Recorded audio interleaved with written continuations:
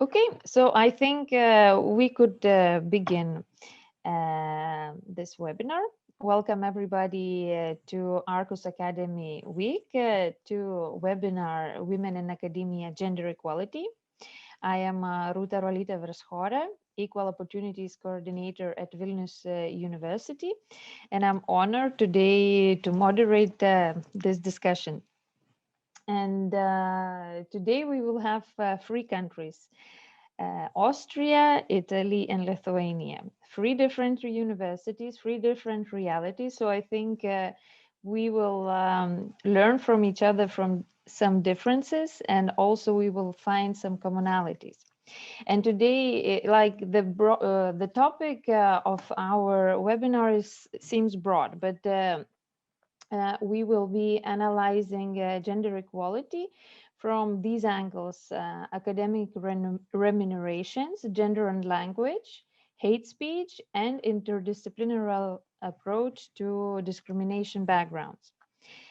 So how this webinar will be arranged. First of all the presenters, all speakers will do their presentations, and afterwards we will have a discussion where audience will be able to give their questions also. But those who are listening the webinar, you can write already now questions, and I will be following it. So to begin with, I will give the floor to a good colleague of mine, Aurelia Novelskaite. She is associate professor and senior researcher at Vilnius University, gender equality expert, and today will reveal some situation about Vilnius University and gender equality and academic remuneration. So, Aurelia, the floor is yours. Once again, hello everyone, and thanks Ruta for introducing me and for inviting me. And well, I will try to share my desktop, and I do believe you can see my slides. Yes. So I would like to touch topic of academic remuneration, which on the one hand, if we would think from economical side, it would be, well, more or less clear. We all work for money and we live on that money in this way. But then, but then we come to academic field, then we come to academy, and we start thinking about academic professions. The simplicity of remunerating for our work becomes quite complicated because we are doing a lot of different activities. And well, I would say there are many approaches, but no one can clearly decide what should be valued and how evaluated, how we can measure our activities. And in academia, we have different approaches, but indeed we are informal organizations, and we, first of all, have financial remunerations like monetary compensations, cash benefits. But in addition to that, we also have quite many non-financial remunerations, like social remunerations, which denotes our status, prestige, power, what privileges we have in our institutions and in our societies. In addition to that, we may have or may not have such remunerations, which would be psychological benefits, like our working hours, our possibilities for careers, our possibilities for self-realizations, and alike things. So in this short presentation, actually, I would like to show some data, how those remunerations are distributed between women and men in our institute, and then try to somehow to go to a little bit wider context.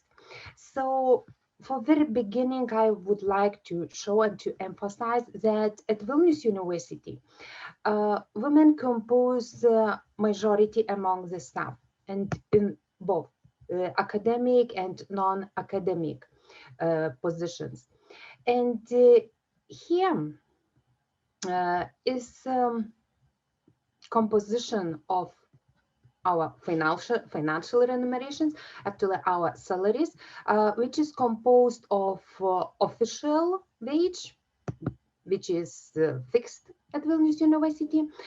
In addition, we have bonuses and supplements, premiums, and some money of projects. So in general, what we can see that structures of women's and men's salaries are rather similar, but there are some tiny differences. For example, male professors, they got more premiums and bonuses than female professors. For example, male researchers, to be junior or senior researchers, they receive slightly more premiums and bonuses than female researchers. And then we come to comparison of average salaries of women and men. So we can see that in general at Vilnius University and as in entire Lithuania, we have gender pay gap, which varies by position, and in general, men earn more at Vilnius University than women. The one exclusion is associate professors or docents, where women earn slightly more than men. Again, then we look at at a more splitted gender pay gap, and then we look at different components of our earnings. So we can see that official our hourly wage is same for both women and men, but the differences appear that men receive more bonuses, supplements, and different premiums, but women receive more money from working in projects.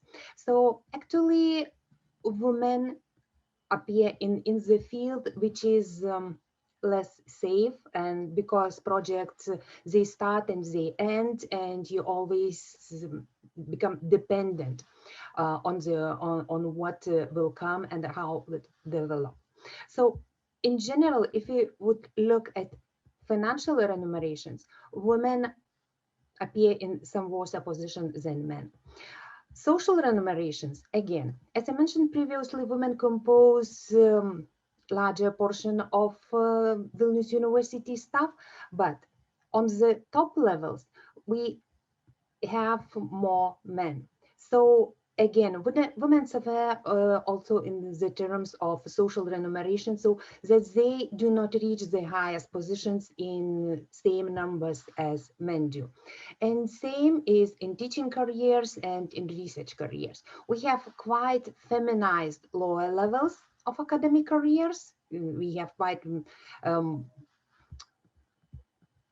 very feminized studies with large number of female students, but then we come to PhD level, those numbers became rather similar. And again, a little bit more women among assistants and associate professors, but then we come to the top levels, again, majority is composed of men.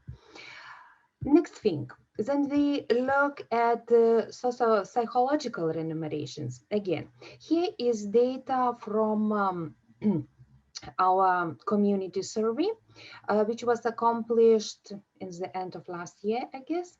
And what we can see here is that here are average evaluations of the evaluations of the given statements, and all those statements is about a relationship with my immediate superior.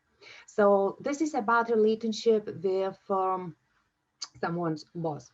And well, what we can see here, I do believe that nobody would say that here is any statistical difference, any significant statistical difference. However, what we can see separating, comparing men's and women's responses to women's and men's responses to the statement that In all cases, women's evaluations are slightly lower than men's evaluations. This means that women believe that, or women less believe in that their immediate supervisors recognize and value their work and achievements. Women less tend to believe that their immediate supervisors are fair with all employees. Women is less, slightly less, but less convinced that their immediate superiors take care of employees. Women less inclined to discuss and consult with their immediate superiors and so on. Again, next aspect of possible social psychological remunerations is relationship with colleagues. And again, here we can see that in general, with very small difference, but in general, men tend report that they have slightly better relationship with their colleagues comparing to women. Colleagues in the department support each other, provide the necessary assistance and at work. So men think that they receive more those remunerations from their colleague. However, then we turn to possible personal actions. We can see difference in that men report that they can decide for myself how to do my job more frequently than their men's evaluations are higher than women's. But the statement, I'm constantly trying to expand my horizon, supplement my knowledge, improve competence, was slightly higher evaluated by women. So again, we have very small but differences, suggesting that men feel safer in their working environments, but women somehow tend to invest more. And finally, talking about psychological remunerations, what we have here is that women more frequently experience discrimination, bullying, harassment because of their gender. And what we can see, I'm sorry, what we can see here that more than 14% of female respondents reported that they had such experiences, comparing to 2.5% of male respondents. And in addition to that, more women experience same discrimination, bullying, harassment because their family status, comparing to men. So again, women are penalized because of having family, because of being being women. So if to sum up those results here, at least I can see here clearly gendered organization, because women receive less financial remunerations, women receive less social remunerations, women receive less or worse socio-psychological remunerations. And we can see that women's and men's situation in general, not taking some examples, some particular examples, women's and men's situation is different. And again, we can see same gender hierarchies and gender structures. But looking from wider perspective, and for this I borrowed a slide from my Polish colleagues, looking in wider context, I think this slide very nicely illustrates what we could say that being in post-Soviet reality, being in the country located in Central and Eastern Europe with all historical heritage, somehow we appear caught between some cliche and some reality facts. So in general, yes, Lithuania is one of the countries with lowest indicators for science funding. And we have very harsh competition for funding, and always we are short in funding.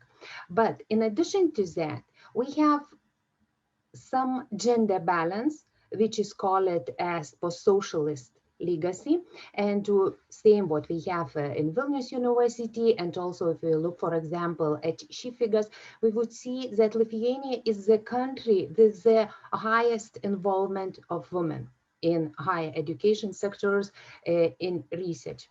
And on the one hand, this balance, existent balance, quite frequently is used as an argument against necessity to strive for gender equality. But on the other hand, even having this gender balance, we just started collecting data, and the data shows that in this gender balance, we have very strongly gendered structures. In addition to that, having this balance with majority of women's involvement, we not always pay attention that the balance is result of very big disbalances in different fields of science. For example, we have minority of women in STEM specialties and minority of men in social sciences and in humanities. And actually, we do not have balance if we would look at those different fields. But in this context, it is important that again, on the one hand, we have national legislation which proclaims gender equality and which requires to have gender equality policies at institutions. But on the other hand, actually at the institutions, nothing happens with the reaction to the legal requirements. So in general, we have gender equality de jure, but no gender equality de facto. And what is going on is somehow relation between bottom levels, between lowest, between I would say micro level, then individuals make initiatives, initiate projects, initiate discussions, start talking about gender equality, and not national, but European level. Then European Union comes with European policy and brings possibilities or even requirements to strive for gender equality, to make action for gender equality. And this interconnection or interrelation between individual initiatives and European requirements came to institutions and initiate institutionalization of gender equality. So to finish this short talk, being in this context, I'm very proud to celebrate at this moment that Vilnius University is the first university in Lithuania which adopted strategy on diversity and equal opportunities.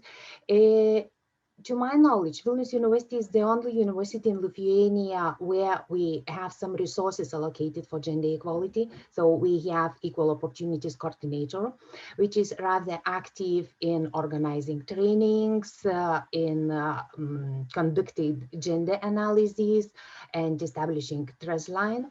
And in addition to what is going on as institutional initiative, we also have a Horizon 2020 project. In result of this, at the moment, we already have 4 gender equality plans adapted at the different departments. So in the nearest future, they plan to have gender equality plan for entire Vilnius University. And I do very believe that one day, or for example, in the next round of gender analysis, then we open data and again look at different distributions of different remunerations which receive women and men, we will see no difference. So we will reach some kind of gender equality. Thank you. Okay, so thank you very much, Aurelia, for your presentation. We will get back to you with questions when the discussion time will appear. And now I would like to invite Katrina Sutner from University of Padua. She's assistant professor in social psychology, and she will be presenting gender and language topic now. So thank you. Thank you so much for organizing this event and for having me as a presenter here. And thank you, Aurelia, because I think you made a great point and opened the way for my talk, as indeed the gender inequality in academia is indeed an issue. It is in Vilnius, obviously, but in Padua we have very similar graphs, like those scissors graph that opens are still present in our gender balance report. So unfortunately, we have to address this issue. And of course, you suggested many ways, many policies that can be implemented. And I will focus on one specific that is related to how we speak. So I will address the issue of the relation between language and gender and gender inequality in particular, since language has been related to social inequalities in many different ways, since social inequalities on the one side are expressed through language, but on the other side, they are also established in the way we speak. So focusing on gender issues, for example, there are linguistic conventions according to which powerless group, and of course women, we are unfortunately considered as a powerless, should be compared to powerful group, such for example men. So what we say compared to men, women are. We never say the other way around, meaning that we set men as the standard to which women are compared to. This is reflected in the word order. We mention men before women. Think about how we say one of the prototypical couple of the Catholic religion, Adam and Eve. We never say the other way around, even Adam. Or we even forgot to mentioning at all women while we speak very often. For example, we might say, dear gentlemen, and that's it. And the issue that I try to make here is that this way of speaking, these linguistic forms are not neutral. They make women disappear in mental representations and lead to consider gender differences in favor of men as larger and as legitimate. So the insidious consequence is that people perceive gender bias in language as normal, not only normal, but even normative, and enact gender discrimination by simply following these communication rules. So going a little bit further on this idea that men are the prototype of human beings, this was taught, as you can see, by Silveira in 1980, before I was even born. And the so-called people is male or people equal male bias points that there is a shared norm according to which people are envisaged taking man as the norm, as the prototype of human being in general. And this prototype is reproduced in the way we speak. And nowadays, this is still true, unfortunately. Those are just pictures of my daughter's book at school. And she is in primary school learning history. And you can see easily that this is Homus of Neanderthal. And you can see the name in Italy is uomo, it's man. male generic masculine, and the picture is of a man. But it's not specific to the Neanderthalis homos. You can see with the Erectus, the Habilis, Sapiens, and so forth. And there are many, many examples that I can take from this wonderful book that is even mentioning that they aim for an inclusive teaching style. And by the way, being inclusive, he's also white, which is very surprising since they were probably not that pale at that time. So, but this is still happening in Google, for example. If I just put it in Google, the name Homo erectus, and there we go, male population, and Neanderthalensis, the same, Sapiens, all males. And in the language, we still use many, many examples to indicate roles in the masculine way. And the point is that this generic masculine is not generic at all and is not inclusive at all. Because indeed, when we learn how to speak, the masculine language is acquired first in its masculine meaning rather than in its generic meaning. So the prime is really a male. Also, when we understand the language, typically the generic masculine is easily misinterpreted as to be specific to males. And also when we think about specimen, the mental images are typically populated by male exemplars if we are hearing or reading of gender, of a masculine generic way. So this is basically the focus of my presentation, and it's about grammatical gender, which is a relevant topic because almost half of the languages in the world express in some way the gender in the nouns, in the pronouns, while they speak. So according to Dagmar Stahlberg, we can distinguish languages in 3 types according to how gender is stressed while we speak. So there are genderless languages. Basically, they have neither grammatical gender for nouns nor for personal pronouns. An example of these languages are Finnish or Turkish. Then we have the natural gender languages in which there is no grammatical marking of sex, so that most nouns and their dependent linguistic forms, such as articles, adjectives, pronouns, can be used to refer to both males and females. And personal pronouns are the major resource for expressing gender. And in this group, we can think about English or Scandinavian languages as examples.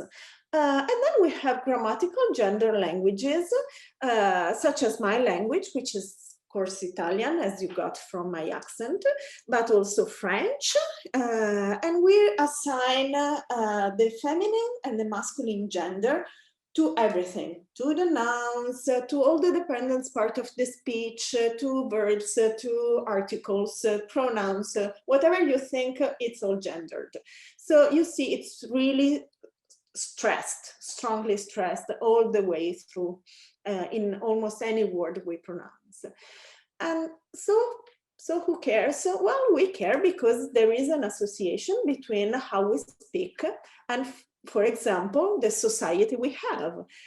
So Previtt and Frelino investigated the association between the language type, according to this differentiation proposed by Stahlberg, and the GGG, so the Global Gender Gap Index that is produced by the World Economic Forum. Of course, the Economic Forum is not the most feminist forum, but indeed it is, because it is offering actually very objective perspective on gender gap. So at the end, we are learning a lot from economists. And what we can see here is that the gender gap is associated to the type of language. So in countries where gendered languages are spoken, we see that there is a lower gender equality compared to countries with other grammatical gender systems. And this greater gender equality that we observe in countries that are speaking these natural gender languages are possibly associated to the ease of creating gender symmetric revisions to instances of sexistic language. And this is further confirmed by a study of Wasserman and Wasley, 2009, in which they associated sexist attitudes to actually the way people spoke. So respondents that were speaking English and also another language exhibited more sexist attitudes when the survey was conducted in a grammatical gender language, such as Spanish or French, rather than in English, which is, of course, a natural gender language. We can really see an association between the way we think and the way we speak. So how does this work from a social psychological perspective? Which processes are in place? So the first process that we can think about is that the grammatical gender indeed activate specific stereotypes. And of course, gender stereotypes are very common, widely known, and widely embraced, and generally are favorable toward men because they are attributed more agency, and therefore agency is typically associated to a position of power, which of course are associated again to this imbalance in our societies. For example, in grammatical gender languages, words like the sun, they do have a gender, and it can be different according to the different languages. So it can be feminine in German, masculine in Italian or Spanish, and so forth. So it depends on the language. So in order to really test whether gender can really make some stereotype active, Lera Boroditsky presented an object, so it's not intrinsically male or female, it's just an object, which is a bridge, the Golden Bridge, which in German is feminine, die Brücke, and in Spanish is masculine, el puente, and involved Spanish and German participants, asking them to describe the features of this object, of the Golden Bridge. Importantly, both samples, Spanish and German, they responded in English. So it's not part of the task, their original language. But their original language was anyway active in their mind and shaped the way they thought about the bridge. And in which direction? In the direction of gender stereotype. So for German, a bridge, which is defined in the feminine grammar, then is elegant, for example. So they used more words, more features that pertain to the female stereotype. Whereas for Spanish, the bridge was described using features that are more associated with the male stereotype. So we can really see that grammatical gender works to activate gender stereotypes. So the issue is that, well, when we use then language, talking about people, what are the applications and the implication of this feature? And Dagmar Stahlberg made many studies. Actually, in literature, there are many studies that are making this point, and I will just present a couple. The paradigm is basically to manipulate the language through which the information is conveyed. So participants read an article about a conference in geophysics, and the conference was explaining that some people participated to the conference using generic masculine.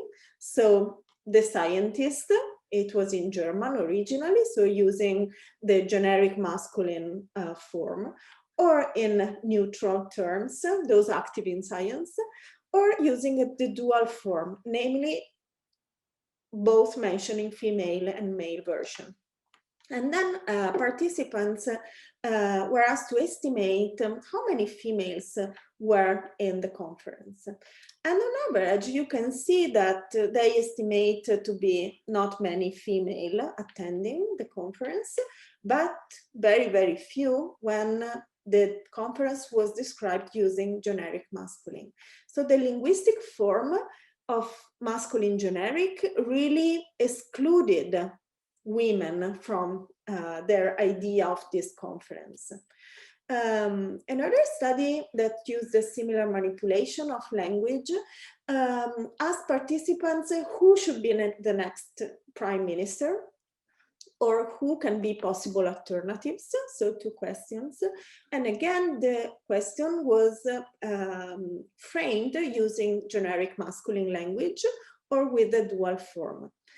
And the dependent variable was the percentage of females that participants listed answering these 2 questions.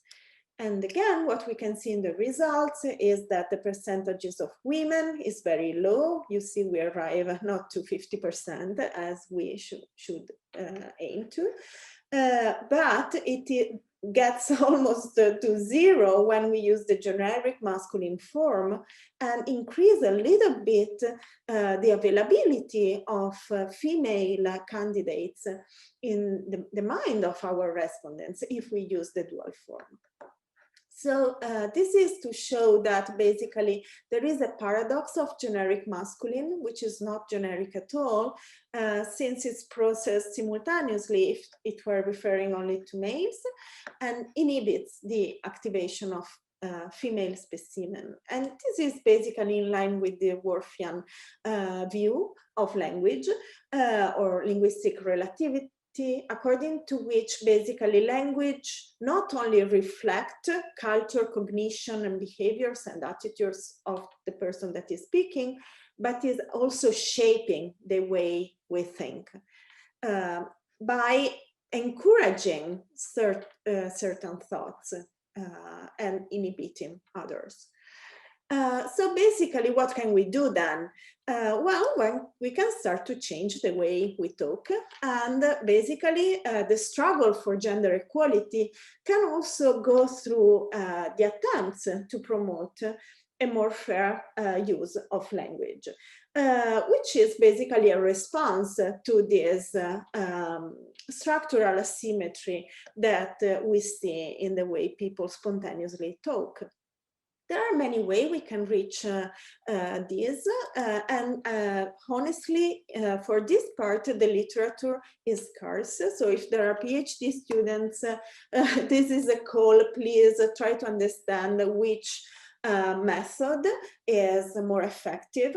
Neutralization, for example, is a strategy for which suggests to just make the word neutral in terms of gender. So a policeman should become a police officer, and many attempts have been done in these directions, and Swedish has introduced, for example, a gender neutral third person. Feminization is a different strategy in which you make female counterpart more visible.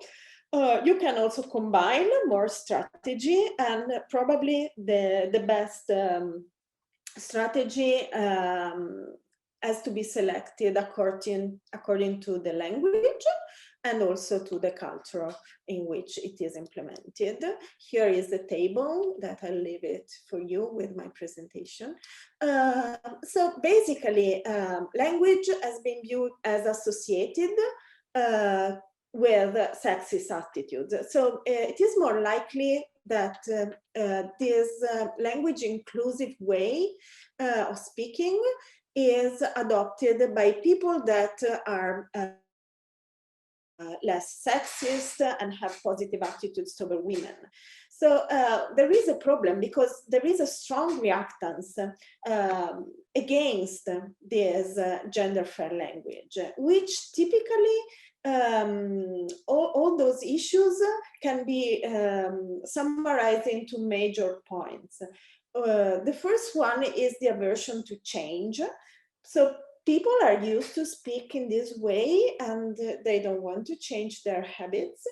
And this is normal in psychology. We know there is a resistance to change in every field, so in the way we speak as well, of course, and also a system justification perspective, namely that we tend to maintain the status quo of our situation, so also in the way we speak, and to justify it. And how it is justified is language, unfair language. Language unfair. Typically, there are 5 counter-arguments against a gender fair language. The first one is that it violates the freedom of speech, interferes with natural production of language, because at least initially, but with a little bit of practice, it requires intentional monitoring. And a third issue is that it is artificial and destroys the natural beauty of the language, which is, of course, a no sense, because while the effort, it makes sense because it does require an effort, but it is worthwhile. The natural beauty of the language is completely no sense, because in psychology, we know very well that we like what we know and what we are used to. So familiarity is the base of the perception of beauty, and indeed it's just because we are not used to hear the female way of speaking. And then there are other issues related to the effectiveness, that doesn't really matter how we speak, and that we should care about more important issues. And I hope that my presentation was suggesting that indeed the way we speak is an important thing which contributes to gender inequality. This is not to say that it's the only way to fight, but it's an additional tool that we should use to promote gender equality. And more, the fair language is more frequently and more accepted when it is backed by official regulations, and when the use of biased language is at least socially sanctioned in some way. So it is really a matter of culture and implemented how we want to be, which society we want to be. So in Padua, we have already created those guidelines to use a more gender fair language, and I hope that this will be also done in other universities as well. Okay, so thank you, Katerina, so much. It was very interesting and very informative, and there were reactions from the audience that it was very good examples used. So indeed, language is very important, and about importance of language and power of language will talk our next presenter, Lorenzo Perini from University of Padua. And she will talk about online abuse and hate speech. So I think we will feel what is that power of language, and that words really mean a lot, what kind of words we are using. Hi everybody. I'm Lorenzo Perini and I'm from the University of Padua. I teach gender politics in a department of political science.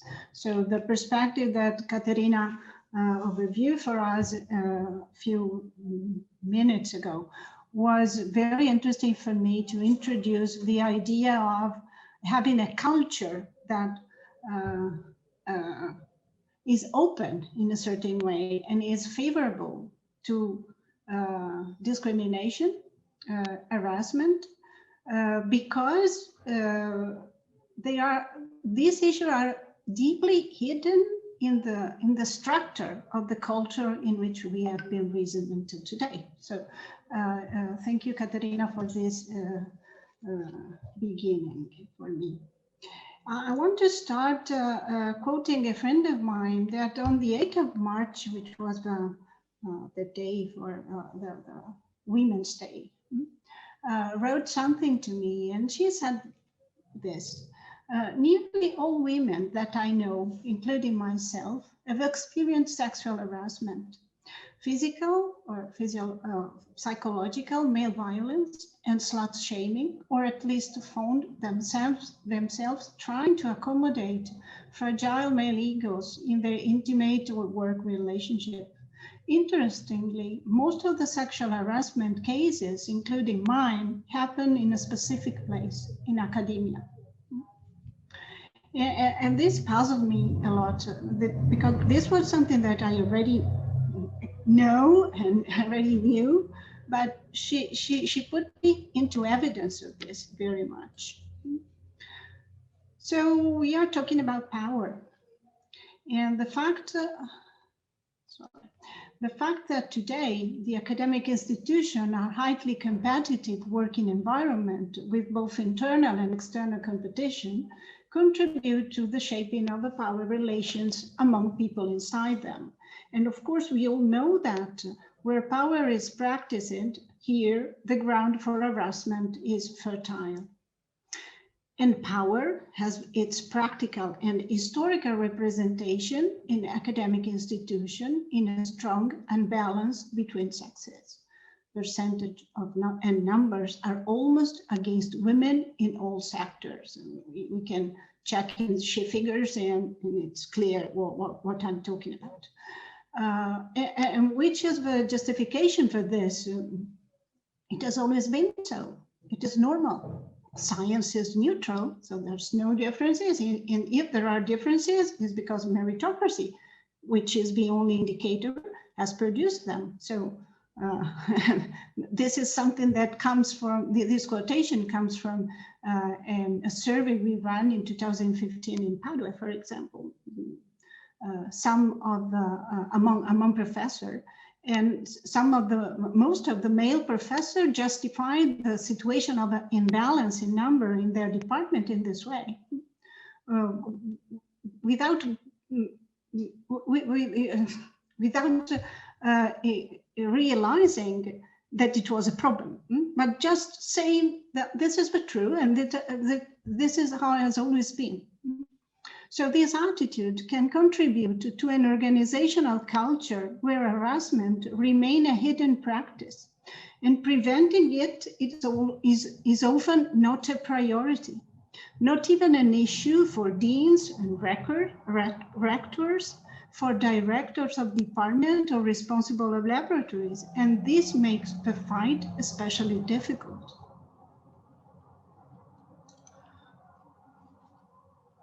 So we can figure out that our university, or the university in general, the academic environment, research, let's say research environment, academic research environment, which is the house of education in our imaginary, is a working place like all the other. Like in daily life, in which harassment is one of the most hidden issues and discrimination are often subtle and difficult to tackle, the same happens in academia. It's not different. And the most hidden discrimination in academia as well as society and in all the working environment are the one that goes under the label of psychological harassment. And there is a big underestimation of this issue. What complicates the frame is the fact that a certain degree of discrimination, harassment, and nuisances is generally tolerated in our society, is what Katerina said with different words in a different context. Tolerated in our mentality, and this shows its effect at local and even at national level. I like to quote Chiara Saraceno, which is a sociologist, one of the most prominent sociologists we have in Italy. And she's recently said that discrimination on the basis of gender and a sort of degree of harassment, especially against women, is seen as part of the Italian peculiarities. So it's deeply rooted in our culture. That's why we don't recognize things sometimes. So for instance, persons who were confronted with sexual harassment might find it hard to call a specific behavior harassment if that behavior or attitude resemble what are perceived to be normal gender interaction. This means that victims are often isolated, facing hostile environment, and labeled also as exaggerate and too politically correct. They fall silent out of shame, discouraged, while these harassers do not get punished, stay in academia, and remain powerful. So there is a problem of not reporting, which is the same problem we have in our society. It's no different. As I mentioned before, we ran a survey in 2015 at UniPD, and where we found that the awareness of the existence of a certain grade of discrimination, pressure, or any other type of harassment in departments, classes, and within the university building in general, in a scale from 1 to 10, was lower than 1.5 among men professors and 4.38 among women professors. So there's a difference, of course, in awareness between men and women, but generally, this issue, this survey showed that professors were generally not aware, and especially men, they were not aware or not able to recognize the situation, a situation of harassment. And one of the most reported answer was there has been no cases at my knowledge, which was a typical answer both of men and women professors. Despite the pervasiveness of sexual harassment in academic settings, evidence indicates that reporting rates in academia are generally low. As I said, the same happens in society when we talk about gender violence or sexual harassment. There's a low rate of reporting on this, potentially due to fear of retaliation, of course, power, as I said, especially when the perpetrator is someone who has power. Of course, it's like this. And I quote something from our report. We initiated a study to understand more about what was happening in our university about harassment. And we found that many students, also students, not just professors, but also students, didn't realize that sexist or unwanted jokes and fondling were harassment, as well as the more obvious sexual violence and rape. So there is a problem of routine of harassment. As I said, it's deeply rooted. Some behavior are so deeply rooted in our culture that we are not able to recognize them at least at a feeble intensity, or when they are repeated and repeated and repeated, maybe. But the point is to recognize them at the very beginning, and in this we are very unprepared. So professors were not completely aware, but also students are not only in a vulnerable position of hierarchy, of course, but also not always able to frame the fact. In the same survey, what we found was that many students didn't realize that sexist or unwanted joke were harassment, as I said before, sorry for repetition. So it is not just a matter of fear of reporting, but something more pervasive, very deeply rooted in behavior, mentality, and culture. So more difficult to defeat.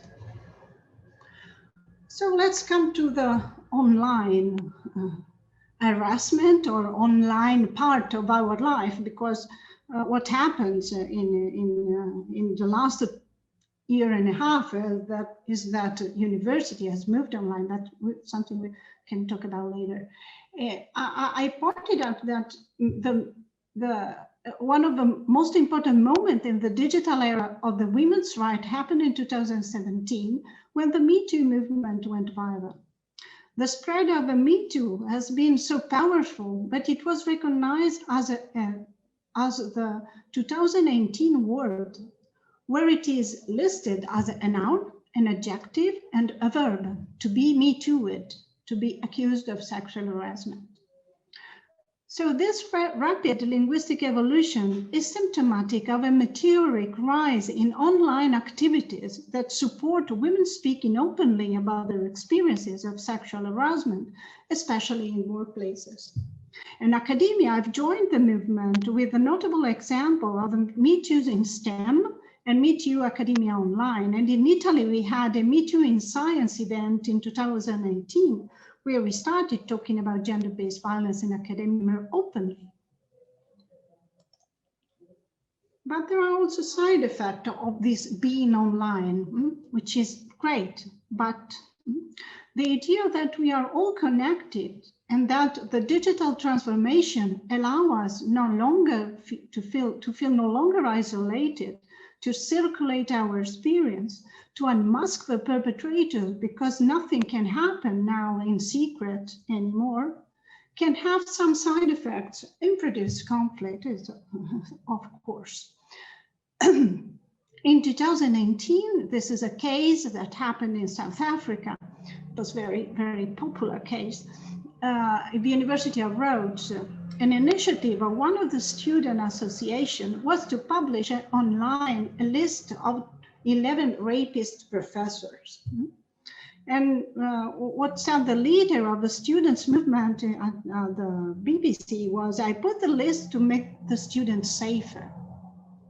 So this action produced, of course, a lot of critics. And the most critical were the feminist professor, not only of that same university, but all over the world. The list, they said, individualized the occurrence of sexual harassment rather than seeing it as a structural problem, which can be tackled collectively. So from one side, he used the online to make the students safe. And on the other side, this gesture discovered the problem of not thinking, of not giving the possibility to think about something like that as a structural problem of the society, of the academic society. So this is a real issue. The underestimation of the phenomenon considering harassment personal and not structural derives in great part to the fact that the presence of women in authoritative position in academia is low.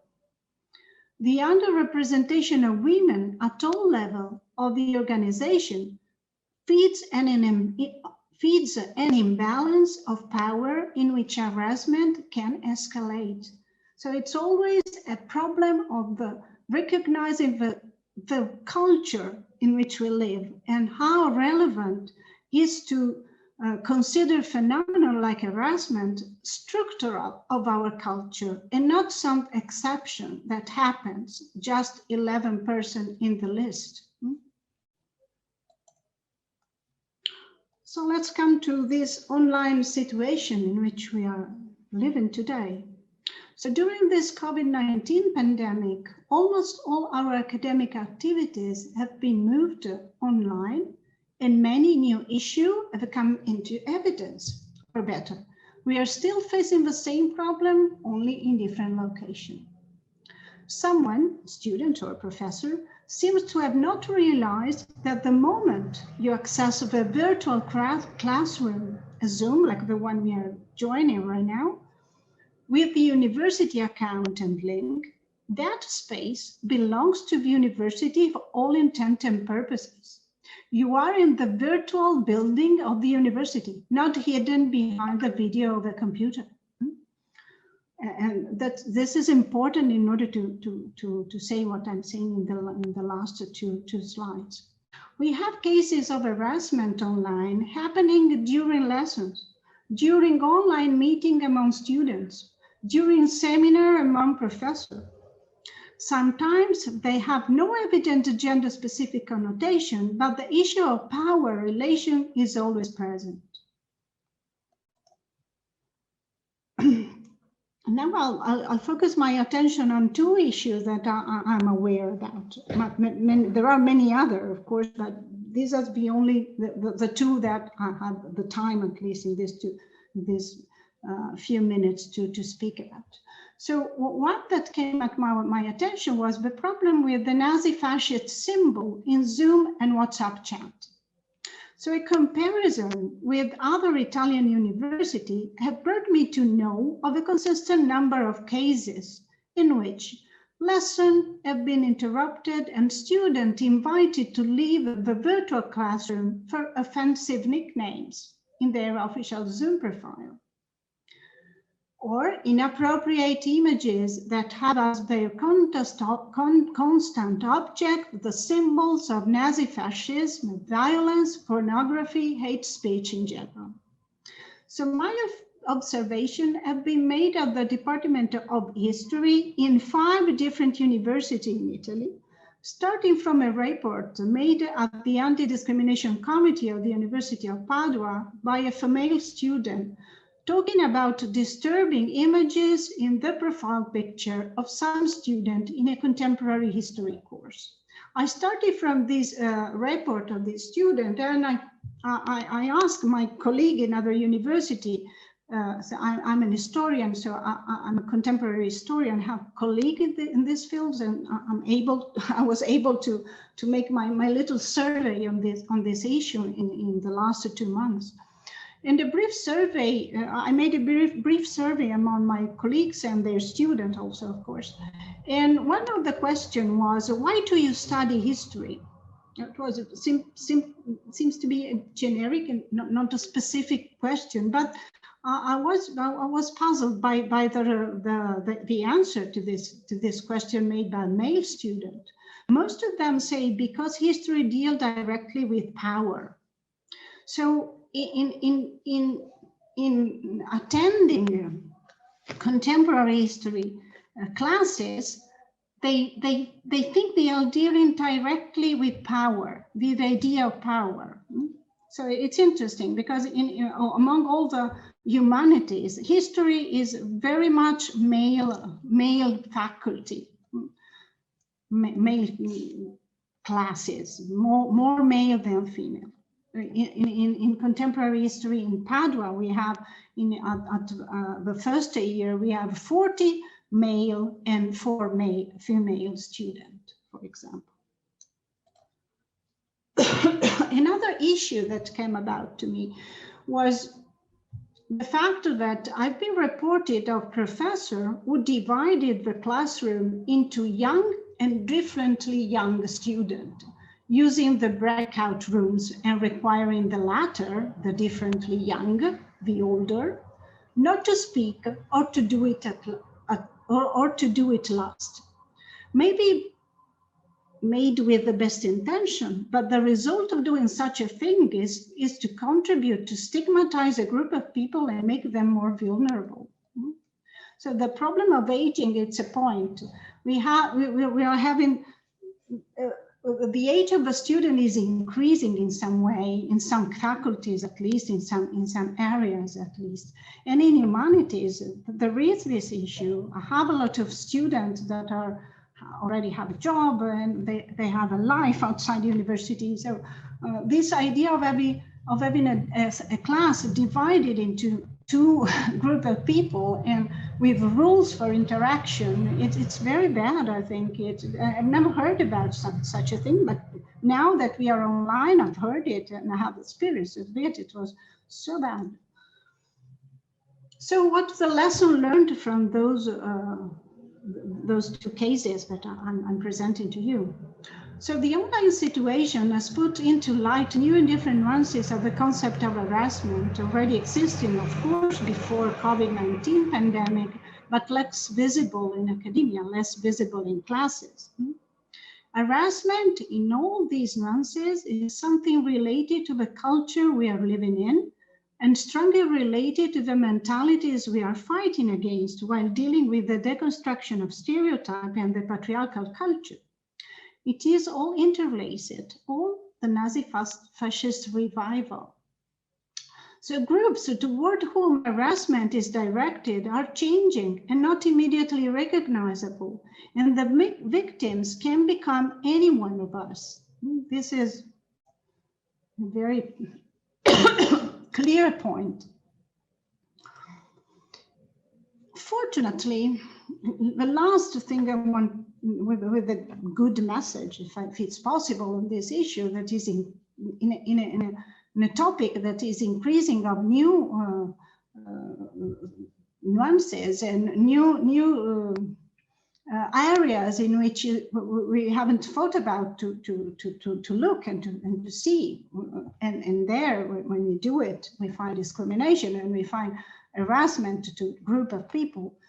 Well, at least there is at the moment, it is just begun a project, an Horizon 2020 project that has just begun in February 21. The name is UNISAFE. The motto is Ending Gender-Based Violence. And there are a lot of universities involved. Padua is not involved, but the project is open to community of practices. So everyone can join the project during its 4 years course and benefit from the tools and from the information and from the research they are making on this issue of gender-based violence in academia. They have also this double glance to online and offline environment. So I think they are going in a very profitable direction for all of us, and we are waiting for their results and for ideas and tools and policies, because maybe the policies that we have, all the university have policies to tackle gender-based violence also online. I don't think that we are properly focusing on this at the moment, but we are in the process of evolving our tools. But I think that a project like this can help us in understanding better and have more tools and means to fight gender-based violence in academia. I leave you also some references of scientific articles talking about harassment from the student perspective and from the hard science department perspective, to places, to areas in which this phenomenon is very well framed. So thank you very much. Hope you enjoyed the presentation. Thank you very much, Professor Perini. Well, I see the hands, moving. So I think we really enjoyed your presentation, and it, gives a lot of thoughts to think about it. And I would like now to invite our last speaker, Dr. Lisa Scheer, who is PhD in sociology and also works in the Center of Gender Studies and Equal Opportunities in University of Graz. And now she will talk about anti-bias circle in University of Graz and the applying intersectional approach to dealing with the discriminatory issues. So. Yes, thank you. Ruta, you can see my screen, right? It works? Yeah. Yes, it works. Perfect. I couldn't be more grateful to be the fourth here in this seminar, and I couldn't be more grateful to speak after you three, because I think it all fits well into the questions that we are raising and the topics that we're talking about, because my colleagues have already showed you in what gendered organizations we're working. They have showed you the norms that are prevalent, the structures, the power structures, that it's a very competitive surrounding with a strong discourse of neutrality. So this is also something specific to, I think, to sciences, to academia. And this is then also something problematic because, yeah, it makes many of us think that it's also neutral structures in which we are studying and working. But as we have already seen, they are not. So what I'm presenting now is rooted on the same ideas and findings, on the same knowledge that my three colleagues already presented to you. And I will show you, or I will present you a measure at the University of Graz in dealing with these inequalities, with these structural inequalities. And this measure is the so-called anti-bias circle, and it's a way of looking at the structures in a more intersectional way. So so far we have heard a lot about the gender relations, and now I'm going to bring in more categories of discrimination. So this is my outline. I'm going to tell you a little bit about the strategy, the anti-bias university strategy. I'm going to talk about two terms that are important, implicit biases and intersectional mainstreaming. I brought with me three examples of topics, of measures that we're working on. And I would also like to talk about challenges. And in this last point, the challenges, I think I will also come back to points that my colleagues already made.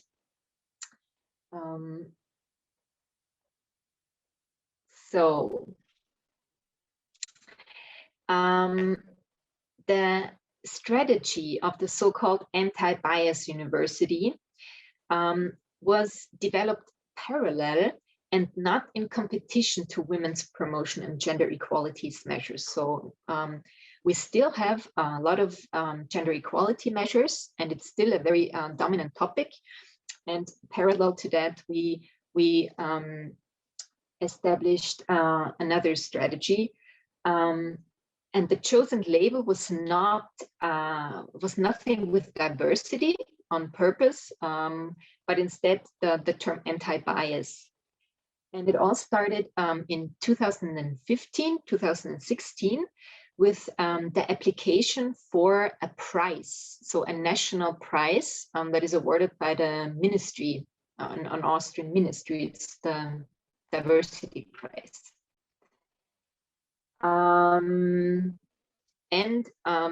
This strategy also has a logo, which you can see on my slides. So it's a yellow open speaking, like a cloud that you use for speaking. It's open. It says diversity and university. So because these two terms in German, just like in English, share a lot of letters, it's brought together.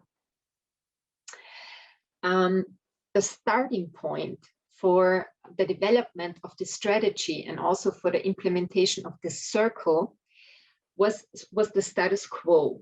So I was not involved in this process, but it was actually the head of the unit that I'm working in. She and colleagues and the previous vice rector, they looked at what is there at the University of Graz. So there are several services, there are several offices that deal with childcare, with disability support, first generation students, the topic of diversity in teaching, so didactical support. So all of this is already there. So this is a good basis, but all of these services are directed at different groups of students or staff. And now the idea of the anti-bias circle is to bring all these single experts together to collect what they know about the problems, what they know about the needs, what they know about the challenges, what solutions they have, bring them all together in this circle, and then go further and look at the organization. So look at the structures, look at the processes, look at the organizational culture. And basically, besides the work in these services still continues, so the work directed at the target groups, this continues. But within the circle, we're trying to look at structural changes that need to take place. So it's a broader view.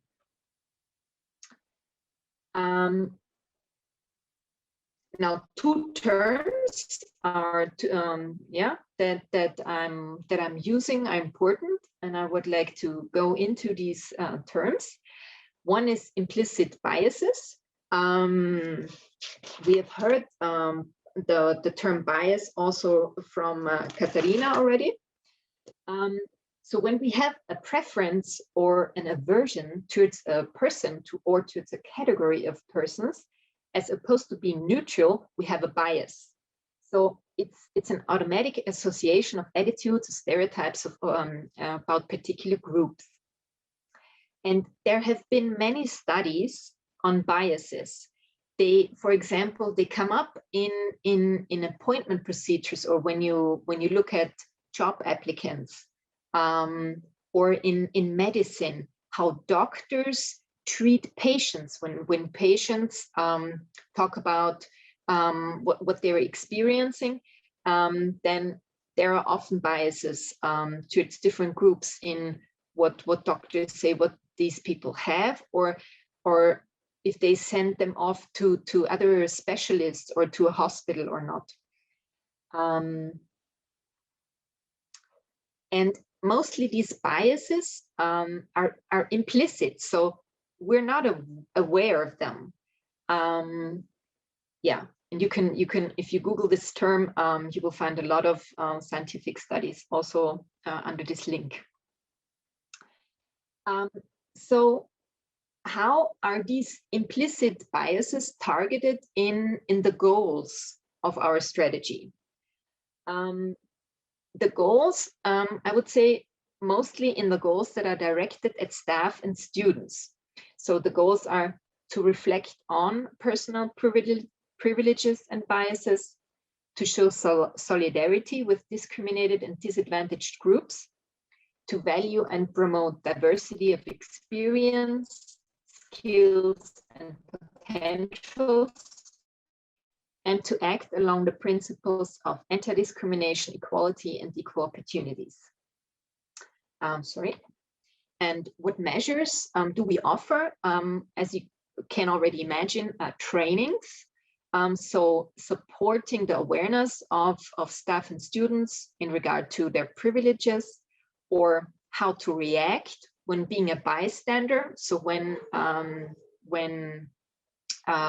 experiencing discrimination, when seeing discrimination, how to collaborate in interdisciplinary teams. So this is also something that is important in academia today, to work interdisciplinary and finding then a common ground, a good language.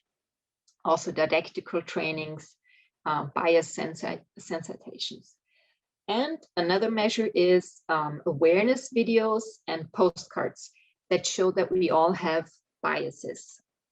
And how do they look like? And in which way do we offer them? So there are also audio descriptions of these postcards, and we send them out. So to the offices of the staff, we lay them out when we have events, and they for example, they play with bias. So I came up with 4 German words for the letters BIAS, and it means before I put someone into a box, before ich andere schubladisiere. And the second one also refers to this putting people into a box. So this is a slang, German slang to schubladisieren, to putting people into boxes. So this is, for example, what we're working with, because this is something that we thought people can easily relate to. And the second term is intersectional mainstreaming. So this brings us to Kimberly Crenshaw's term of intersectionality, with which she shows the complex and cumulative ways in which the effects of multiple forms of discrimination combine, overlap, or intersect. In this case, her writings and her studies were based on African American women from a working class. So there you had these categories that intersected, and these women, when compared to men working in this sector in the factory, it was the discrimination based on gender, and when compared to other females, it was then discrimination based on the class, but it actually worked. It was intersected. And what is then intersectional mainstreaming? There we're referring to an article. There's actually a colleague from Graz that wrote about that, and I will present a quote from the paper that you will find on the internet.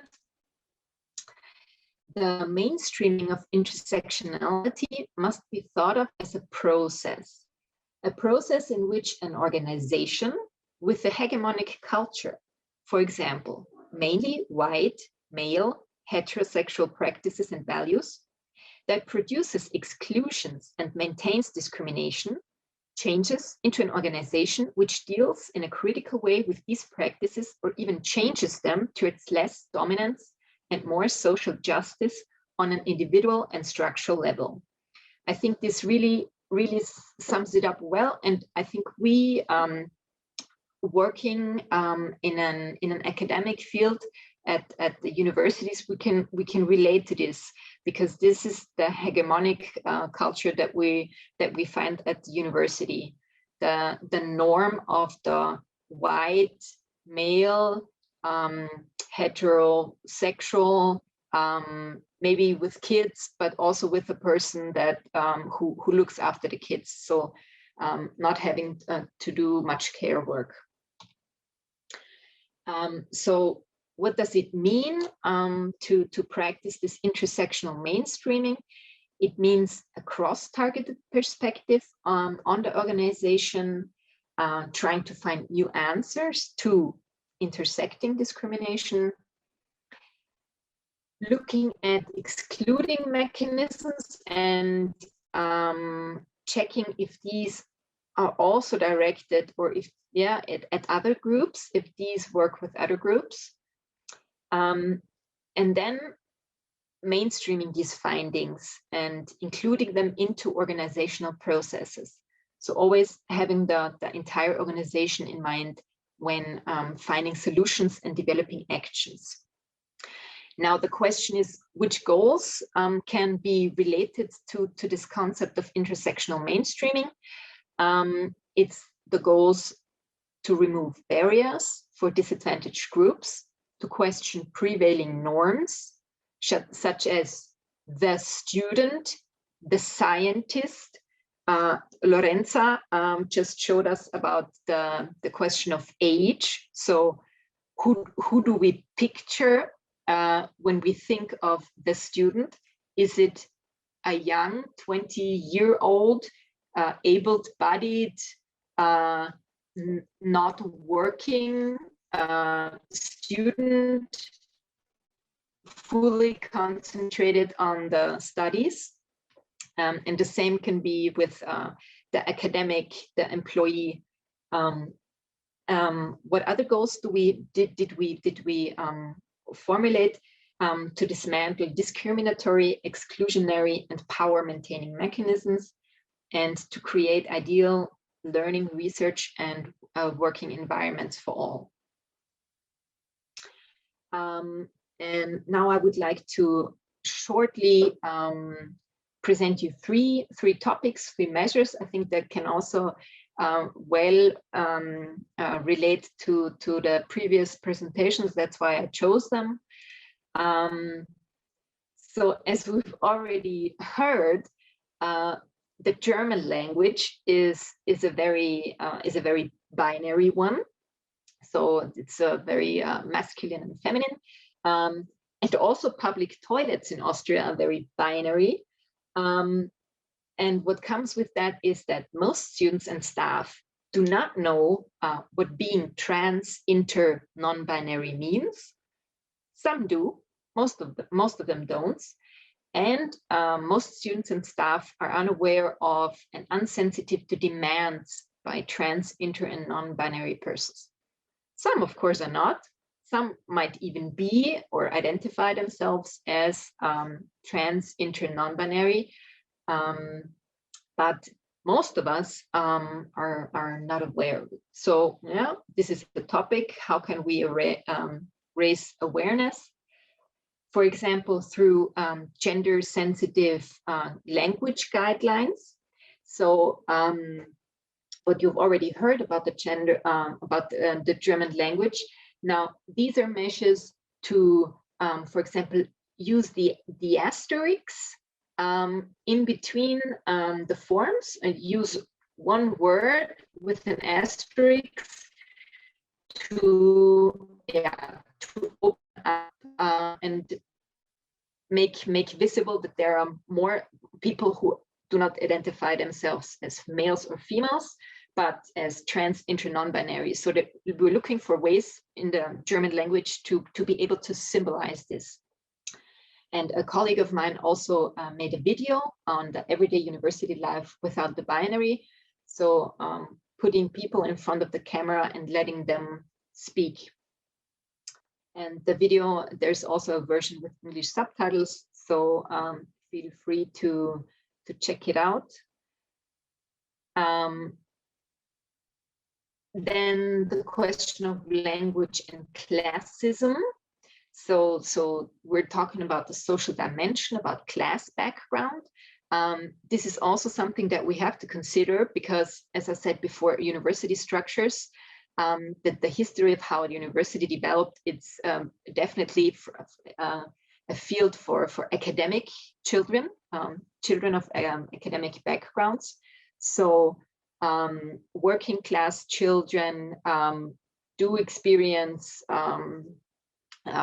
problems, for example, with the academic language. And there is one project at the Department of Education Research and Teacher Education in which this topic of social inequality in education, habitus, university structures, challenges at universities are taken up, and material is being developed to use in university courses and introduce students to these topics, and also to explain why they sometimes experience these difficulties when coming to the university, you know, with the rules, with this whole structure, with getting used to hierarchies, you know, they have to learn how to speak to the professors, etc. And then we also offer peer mentoring, first generation peer mentoring, so targeted at these students, and also a tutoring program in which this heterogeneity, sensitivity is a part. So making these tutors aware of this already, presenting them with this knowledge.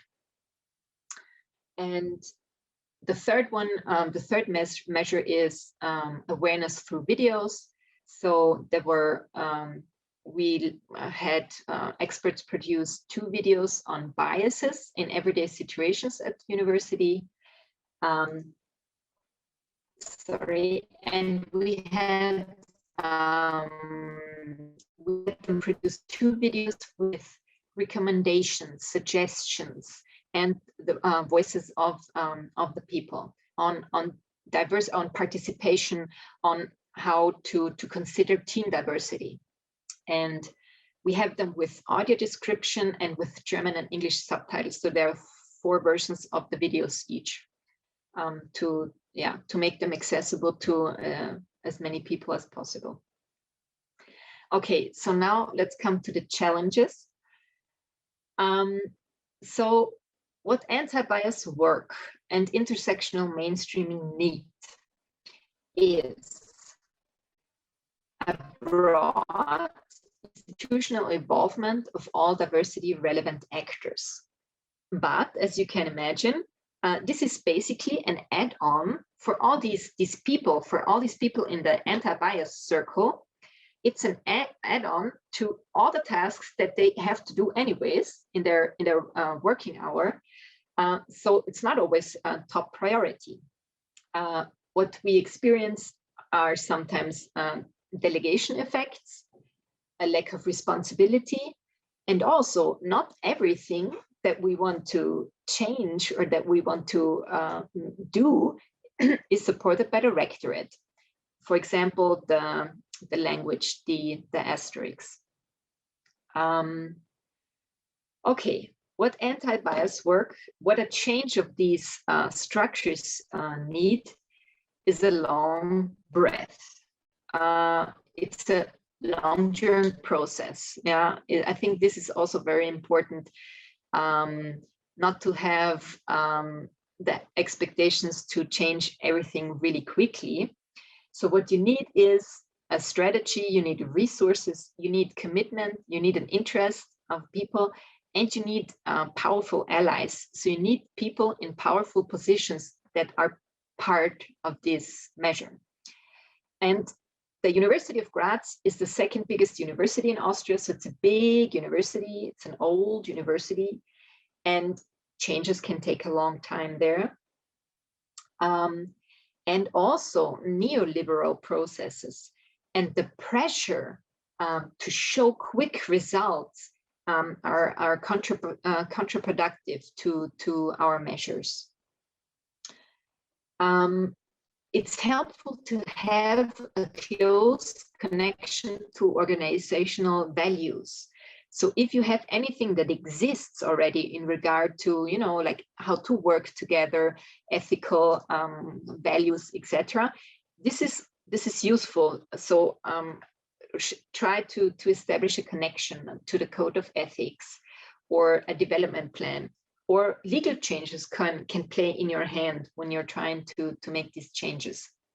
But I think the meritocratic ideal, the strong performance orientation at universities, they are problematic. They're standing in the way of these changes, and we have to criticize them. Yeah, part of this intersectional mainstreaming and anti-bias work is criticizing these ideals that are very dominant at the university. So there you have a conflict.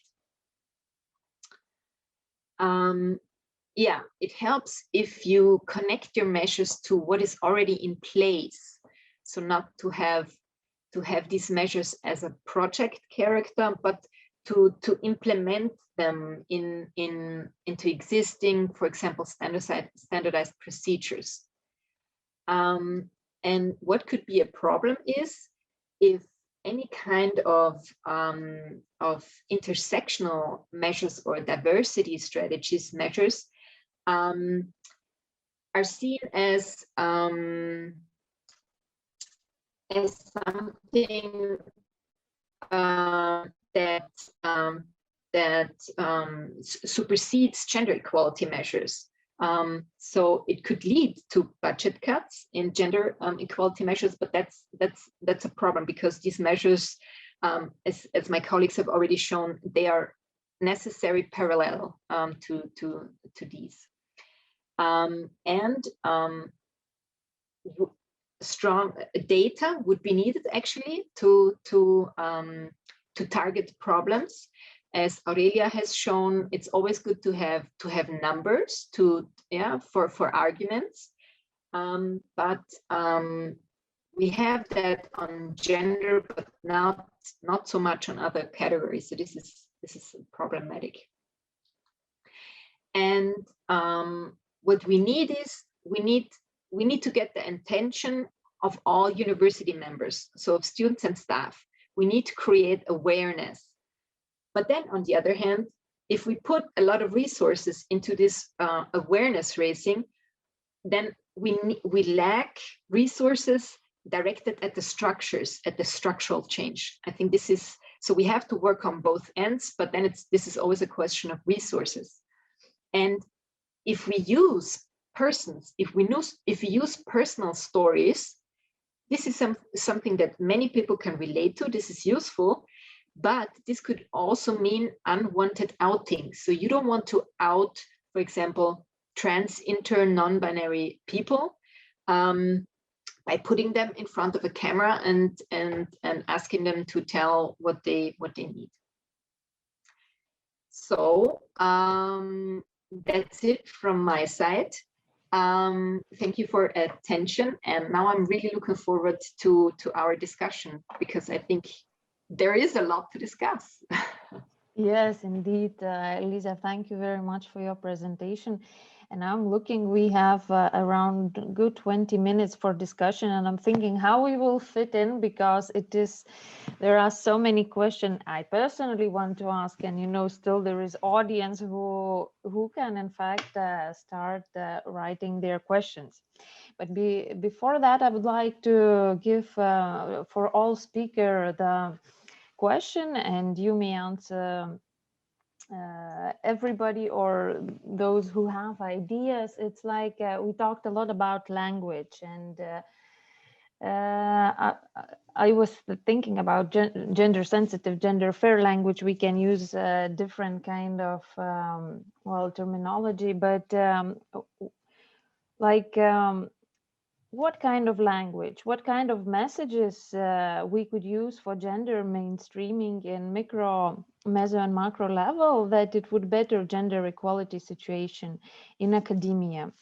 Maybe you could share some examples and thoughts on this topic. Well, this is a great question, and I think I don't have the answer. But I think we should change the strategy according to the goal. So, for example, if we really want, for example, women to be more present in STEM, then probably having the double form, which make the possibility to women to recognize themselves in the call, would be the best strategy. Whereas if we want to be more inclusive, not really stressing that we want a specific gender, maybe a neutral way might be better. And also I think that we have to be careful, because now we have limited the discussion to the binary worldview, which is somehow already a little bit narrow, I think. And there are possibly many people that do not feel as belonging, neither to female or male gender. And so in this case, probably we will need to change our policies and introduce, well, the neutral language, the blind. So for example, police officer is a good one. But the double form is good because maybe promotes the visibility of women, but it's bad because it is indeed excluding a third category, or fourth and fifth, and how many we have. And so I think there are limits. The good part is that language is not a fixed tool that we have is a tool that can accommodate the needs of the society. So if we see that our needs are changing, we can adapt step by step. We know that we will find probably walls and big reactance against what we offer, especially if the society is somehow struggling in accepting, the idea that, for example, gender can be a little bit more than binary. But I think it's a path that we can start. Okay, thank you, Katarina.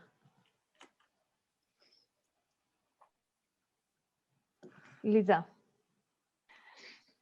I would like to add to the question of language also the images.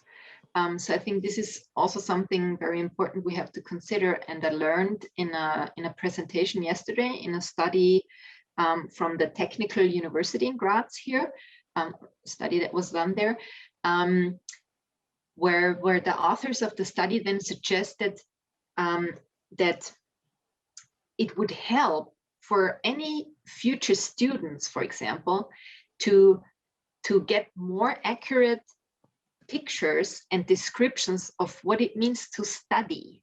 So the pictures, they analyzed the website and the material of the Technical University, and it was not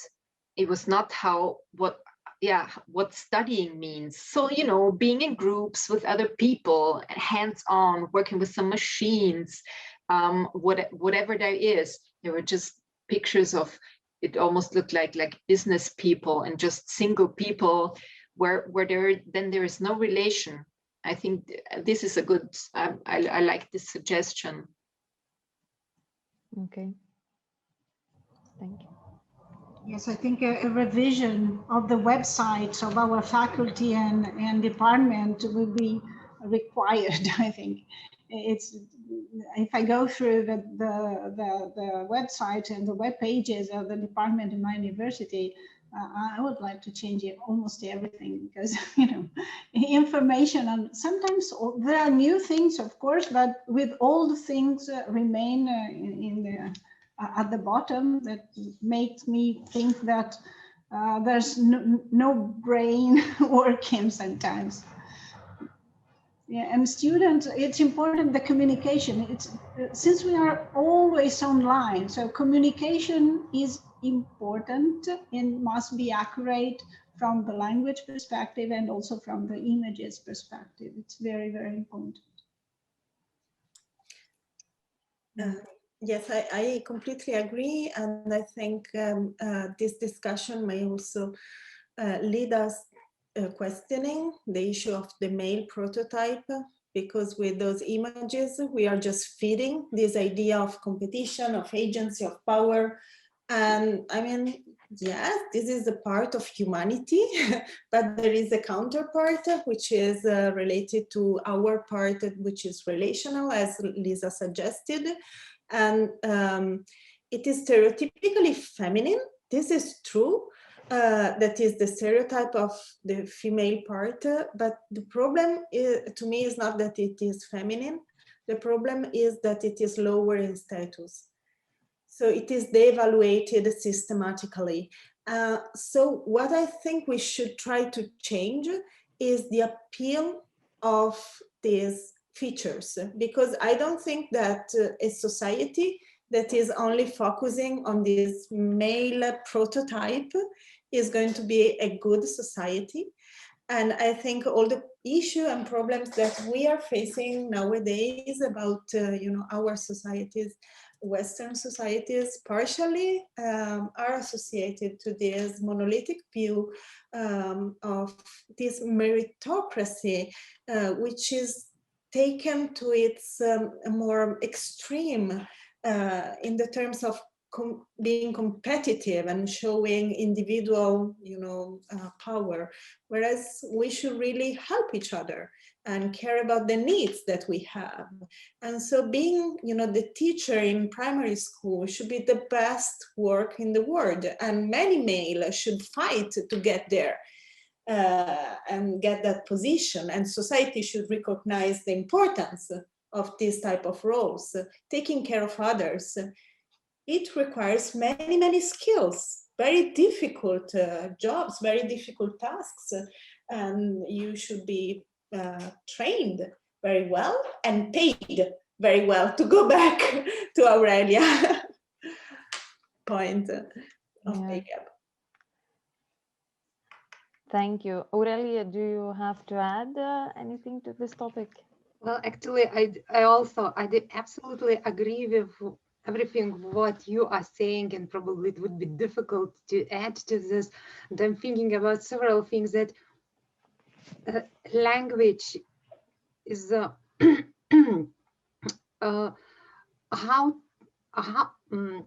how to make or how to educate our society. So, for example, our educators, professors at university, those people who are involved in the process, they would start using gender-sensitive language. This is one thing. So students would hear, and for example, in my courses, they always hear gender-sensitive language because Lithuanian is very gendered language, and we can use different variations.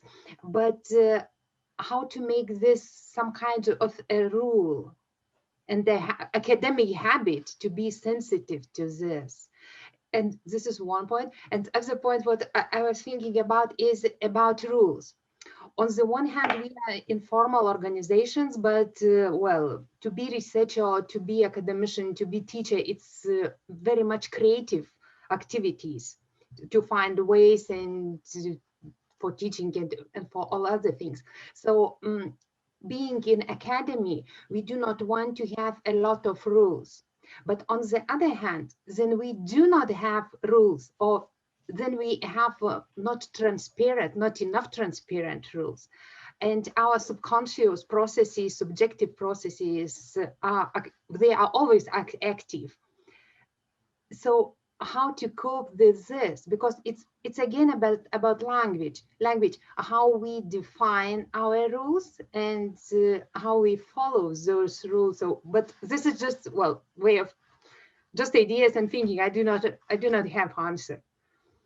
Because I think about recommendations, about some guidelines, for example, for our university or for Lithuanian society, how to use gender-sensitive language, because it's quite new thing here, and well, people start questioning. So this is good science. So.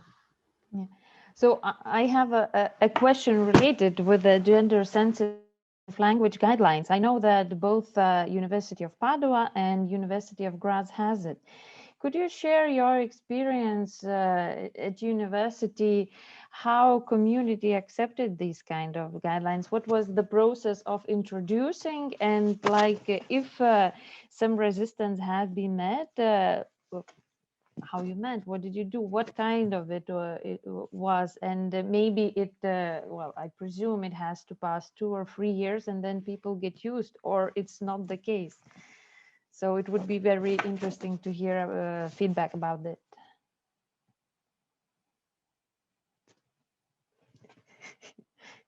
I don't know who was I was waiting for Lisa to start, but that's okay. Fine. Thank you.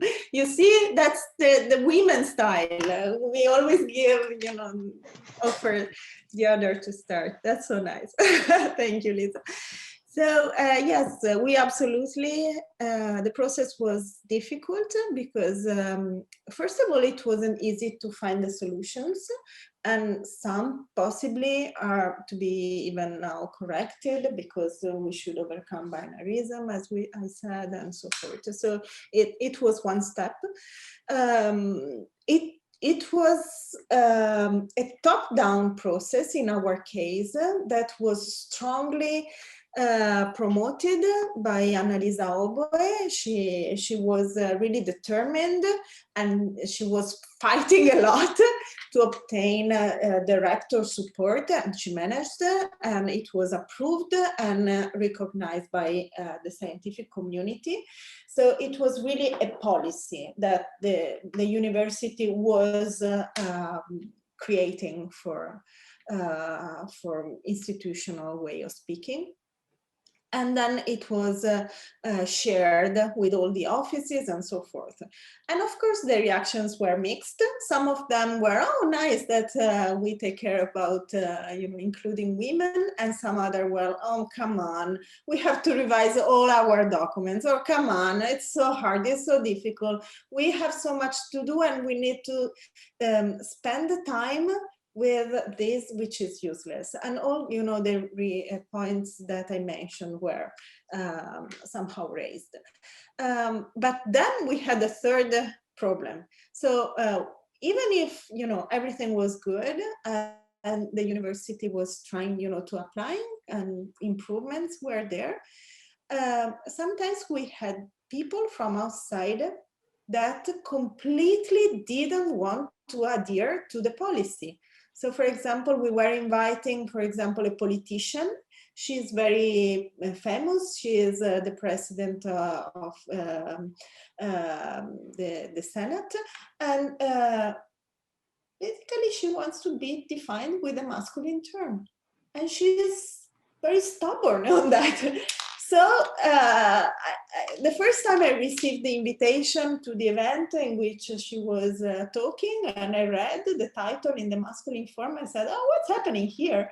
I said, no, it's she. She doesn't want to be defined in the masculine form.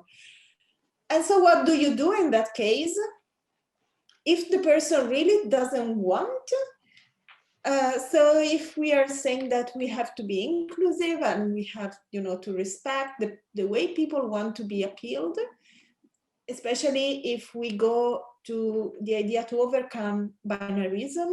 So I always ask my students, please tell me, which pronoun do you want me to use with you? That's fine, whatever is the pronoun. So if she wants the male one, then maybe we have to respect. But of course, that wasn't the case of non-binarism. It was pretty obvious. It was a case of very traditional worldview. But, so then you come into this type of problem. So yes, we found many reactants. Yeah. Okay. What about you, Lisa? I really find it a pity that this discussion about gender sensitive and gender fair language has been going on for such a long time, because as Katarina showed us, there are so many scientific studies that show what the language does. And I remember I supported one doctoral thesis at the University of Graz, and what she did exactly same thing. So she wrote sentences in different ways with the generic masculinum, etc. And then she asked people to write down first names. So who are you thinking about when you read this sentence? And there was, just like you mentioned all these other studies, it showed that there's a difference. When you read the male form, you think of male people. Mm. And so I think it's really exhausting to continue these discussions on the language when we know what it does. And at our university, at least, I think this is for sure, this is a good thing that we have this regulation that the generic masculinum is not allowed. So you have to use either this, you saw the forms in German. So the female form often contains a small I, and now we're putting the word together and using a big I. So not to use two words, you can put them together in one word. And it's commonly used. I would say, of course, not 100% of all students and staff use it, but most use them. And now with this option of opening up the binary, so with using the asterisk, for example, or there's the underline. There are various ways of doing that. This is a bottom-up approach. So far the rectorate is not on our side yet. I think this is a process. It will, but it will change, I think, but now we're just using it bottom up. So we have some people who use it, and it's slowly being spread at the university, and then people come across it, and yeah, this is our approach currently. Okay, thank you. I saw Aurelia wanted to comment something. Well, actually, it's not comment, may I ask you, because I'm very interested. And there's, is it only your, is it that sensitive language policy or fair language policy, is it at your university, or it's accepted more wide? And what is, for example, national view, and what are practices in other universities? What situation actually? Mm-hmm. Thank you. It's at when we look at the higher education sector or the universities, it's very diverse. So there are some smaller institutions that are very forward with this, and they also received this prize that I was mentioning, that we got, this diversity prize, and they used it with a special focus on the topic of trans, inter, non-binary. So they made a really good, some really good brochures on how to changing this at the universities. And then there are others that are not so forward. And this is on a university level only. Yeah, I'm not sure about if there are any national regulations. Thank you. We do have national level guidelines that were published by the Ministry of Education, which are sometimes applied, sometimes not. And many universities, like we did before the ministry, other universities are did like us, other universities are doing their own now. So there is a little bit also of diversity and how we should deal with language according to the guideline people are using. But in Europe, we have guidelines too. So on the paper, so good. Is then the practice that is. And how many years do you have already those guidelines in your universities? That's a good question. I think maybe 5 years, I think. 2016. Something like that, yes. And just the last short question, because we are really running out of time. And like, what are the good side? Like, what changes in community behavior? I don't know. You noticed when the such language started to be used? It's very difficult to. Maybe some examples. I know, well, you didn't do probably, you know, a research about it, you know, or things like this. But what is the feedback from the people? Well, now I heard about resistance, but I think that students. Oh, sorry, Lorenzo, go ahead. I'm just saying that the students are ahead than the institution, than us as professor, than university and its multiple guidelines. Students are very much aware of a problem and very much able to use the instrument they have. And I rely very much on their way of interpreting. Because, you know, guidelines are a way of interpreting things. It's not just you have to follow them. Yeah. So in this situation, I've been teaching gender politics since 2013, and I've been seeing very big differences from 2013 and today in the student attitude to my topic, which is very clear, gender politics. And so if they enroll in it, they know they are talking about gender in all the nuances that you can talk about it. So I see different students with different attitude, more mixed, and not afraid at all to label themselves as the one who follow a gender course, like in the beginning of when all this happened at the beginning in Padua. We started with the first course in 2004. We have just women and just from humanities. And then things are changing, and in very, very quickly in the last 5 or 6 years. I hear the bells. It's a very symbolic moment and it seems we could keep on discussing, and we touched only a bit of topics which you were presenting in your presentations. And for audience, I want to say that in Arqus website you will find presentations of speakers and also video of this webinar.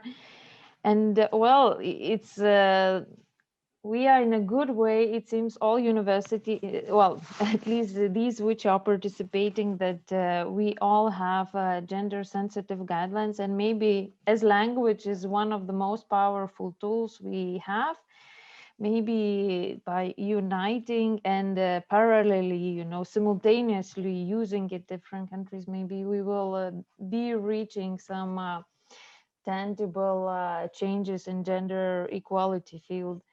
And thank you so much for sharing these interesting presentations. For me, it was absolutely pleasure. It was I was thinking it's so good that I am here and that I'm hearing these examples. So I feel truly enriched and very grateful for all of you speakers and for all those who were listening our webinar and will listen afterwards. So I wish you all the best in your professional life, working in gender equality field, and stay healthy and safe. So thank you very much. Thank you. Thank you. Okay. Thank you so much. Goodbye. Thank you so much.